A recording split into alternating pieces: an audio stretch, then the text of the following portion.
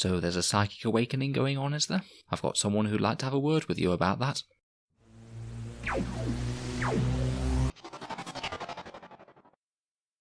Hello and welcome back to Auspex Tactics, the strategy-focused 40k channel, where we're all about getting the most out of our miniatures on the tabletop. Today we'll be continuing with our Assassin series, looking at the anti-psyker himself, the Culexus Assassin. In this video we'll be taking a look at his datasheet, the stratagems that he can unleash, and his strategies and place in a 40k army. The Culexus are some of the most feared and shadowy even amongst the Officio Assassinorum, and they're also one of the most specialised temples in that they are dedicated to rooting out and exterminating psykers that are deemed unfit to live by the Imperium. The assassins are selected because they contain the pariah gene, a very rare genetic defect that occurs in less than 1 in a billion individuals. This causes the individuals to have no warp presence whatsoever, an effect that makes normal people feel an unnatural sense of revulsion towards them, leading them to be shunned and outcast from their societies. The Culexus Temple seeks out such individuals, trains them to focus and master this power, and provides them with an animus speculum, the helm that they wear, to focus this pariah power to even heightened proportions, to the extent where it can be fatal to all, but the slightest counter can be fatal to psykers, their primary prey. So very scary indeed. Let's see how he performs on the tabletop. So the Culexus Assassin is an elite choice for the White Dwarf Assassins Index, so you can field him as either part of an execution force vanguard with no HQ, or you could field him as part of the operative requisition sanctioned stratagem for 2 command points. Again, I could see both working. The advantage of the stratagem is that you can just buy him in against psychic armies, and maybe choose something else instead of him if your opponent doesn't have any psykers, but I have seen people use multiple Culexus Assassins to just act as complete disruption pieces, because they're a real nuisance to take out with their Ethereum ability, which we'll come on to in a second. So it'll cost you 95 points, he has a typical assassin stat line, but has 1 fewer attacks than some of his brothers. He has a movement of 7 inches, weapon skill and ballistic skill of 2 up, strength 4, toughness 4, 5 wounds, 4 attacks, leadership 9 and a 6 up save, though of course he has 4+ imball save for his lightning reflexes. His Ethereum ability on top of that also buffs his defensive profile, and this rule means that any attacks that are targeting him will be counted as being made of a weapon skill or ballistic skill 6+, so this is actually a really big debuff on enemy shooting, particularly so against armies that have a really high ballistic skill such as Space Marines or Custodes for example.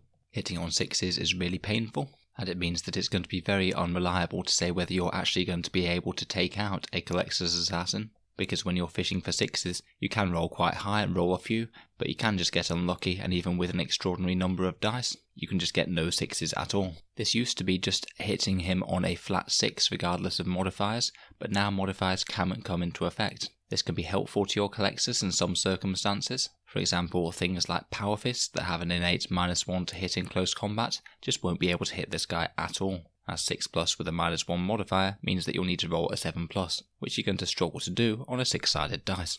The converse of this though is that positive modifiers to hit can make it significantly easier to take this guy out. Things like Space Marine Chaplain listeners, certain flyers that get +1 against ground targets, plenty of stratagems can do this. It means that the things that are going to be best at taking him out are things with positive modifiers to hit, and of course auto-hitting weapons. Anything that gives you a full reroll to hit aura, such as Chapter Masters, is also pretty nice. But on the whole, the Ethereum special rule means that this guy is a real nightmare for your opponent to take out. For example, if we do the maths, it will take around 120 bolter shots to down 1 Culexus Assassin, which is a phenomenal amount. Or if you're focusing more heavy weapons on him, it's going to take around about 25 las cannons shot at him to try and take him down. So some very nice defensive numbers indeed. Moving on to his offensive abilities, he is armed with an animus speculum and psych out grenades. That animus speculum has an 18-inch range, it's assault D3, strength 5, AP -4 and damage 1. But you would change its type to Assault D6 when there are any enemy psykers within 18 inches of the bearer. So just at base profile, because it's damage 1, the Animus Speculum is probably best suited to taking out 1 wound high save infantry such as Tactical Marines, though because he has the Psyker Assassin special rule, he can target characters who are psykers even if they're not the closest enemy unit. In addition, this Psychic Assassin special rule means that he can both make an attack with his Animus Speculum and his Psych Out grenade in the same phase. The psych out grenades aren't anything particularly special.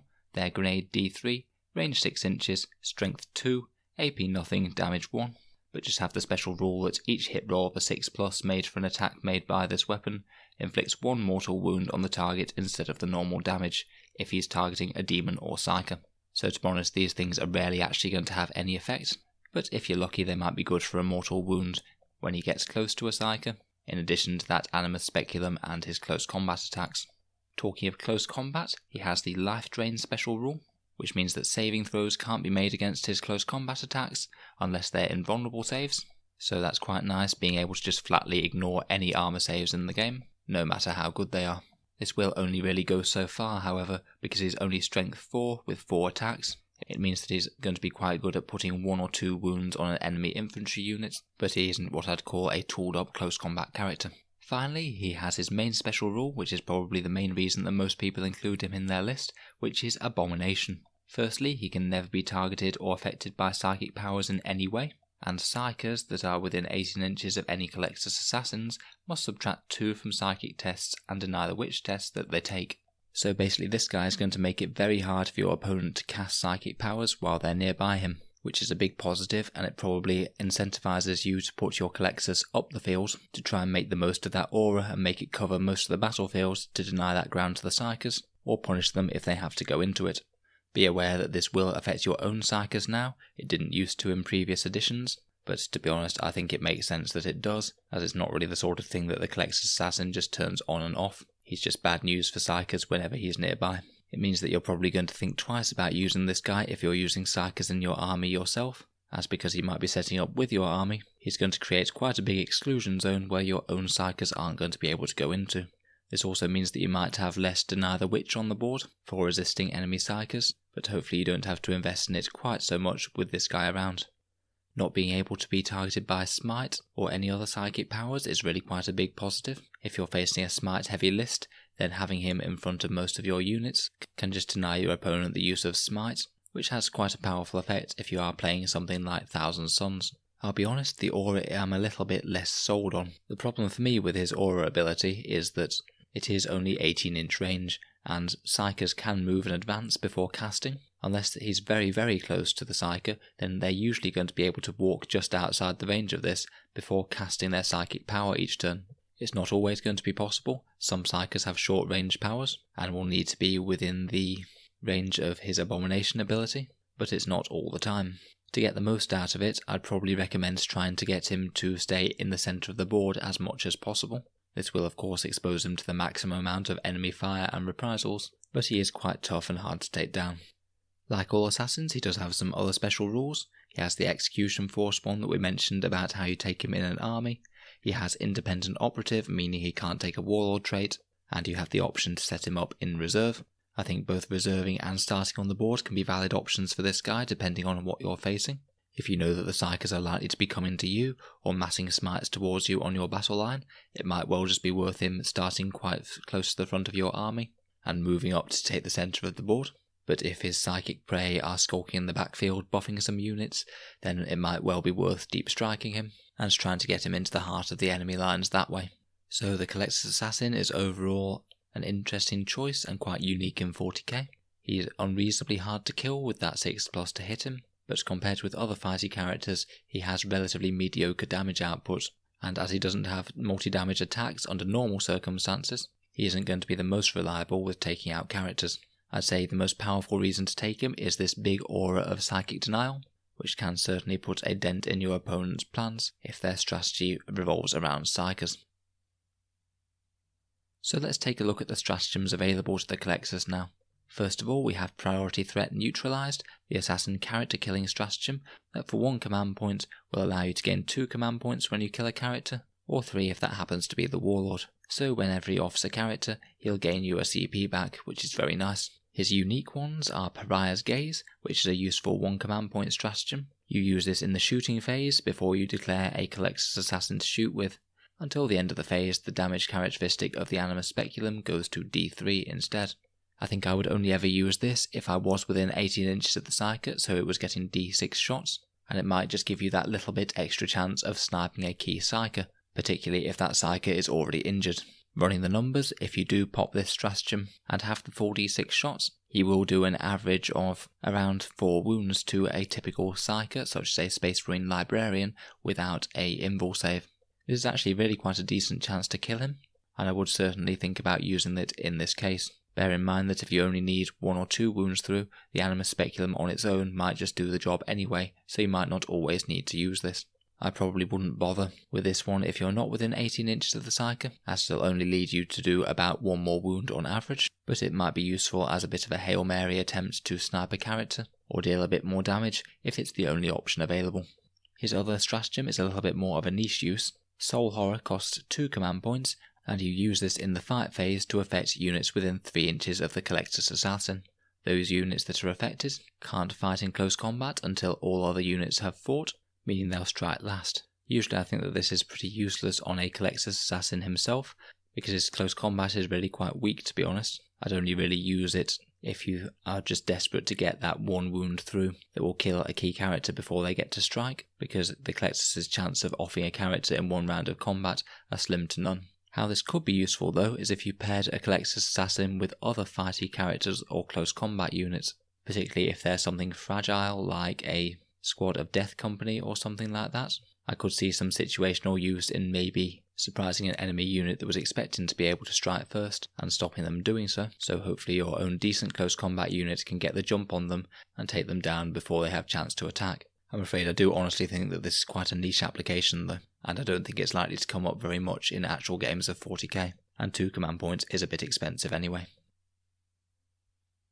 So how would I run a Culexus Assassin on the battlefield? I've already mentioned the ways that you can field him, either buying in through the stratagem to counter psykers, or using them as disruption pieces to tie up and get in the way of the enemy army, and giving the opponent a really annoying threat that's quite hard to deal with due to that high durability. If you are buying in Culexus Assassins versus a psychic army, I still wouldn't treat them as the absolute default to pick every time. Sometimes one of the other assassins will most certainly suit your needs better, and may even be a better counter to the psykers. For example, I had a game against a Plaguebearer and Thousand Suns Smite spam list, and I picked the Culexus Assassin thinking that it would counter the Smites quite well. What wound up happening was my Culexus Assassin got wrapped up round with Plaguebearers, meaning that my other units couldn't even shoot the Plaguebearers, letting the opponent have control of the board the entire game, and heavily winning on objectives. The Culexus did counter a lot of Smites, which was a positive, but ultimately might well have cost me the game. In hindsight, I realised I should have picked the Vindicare Assassin, who also would have countered a lot of Smite by shooting the weak defence support smiting characters with the Extus rifle, while not getting wrapped around in close combat and preventing the rest of my army from shooting. So I'd certainly not treat it as a done decision if you're fighting a psychic heavy army to take this guy automatically. On the tabletop, we've discussed the 2 main ways of fielding him, either running him up towards the centre of the board to maximise the range of that denial aura, or maybe deep striking him in to disrupt and distract the enemy army. This guy doesn't have the highest damage output ever, so I'd keep a focus on that half of its value comes in tying up enemy units, blocking movement, contesting objectives, and just being a real annoyance and thorn in the side of the enemy army, as well as the actual kills that he can make with that Animus Speculum and his close combat. If the enemy does have psykers, then by all means hunt them with the Animus Speculum. In the right circumstances, I'd absolutely certainly consider that stratagem Pariah's Gaze to up the damage on it. That's the only way that his damage output is ever going to be particularly efficient. Otherwise, I would use the Animus Speculum to try and take out some elite infantry, and use his charging in close combat to tie up gunline squads and enemy tanks and things. I wouldn't stress massively about trying to keep him safe. For the most part, the Culexus is one of the units that you want your opponent to be wasting firepower on, while the rest of your army does its thing, just because he is so abnormally hard to remove. If you did go a bit excessive and fielded a trio of these, you could really give your opponent a massive headache with how to deal with them, or face the consequences of annoying anti-infantry characters waltzing through his lines, doing all the things that we've just mentioned. So that's my take on the Culexus Assassin. Let me know your thoughts and ideas on him down in the comments below. He's certainly a really interesting little option. He really functions like almost no other character in 40k does.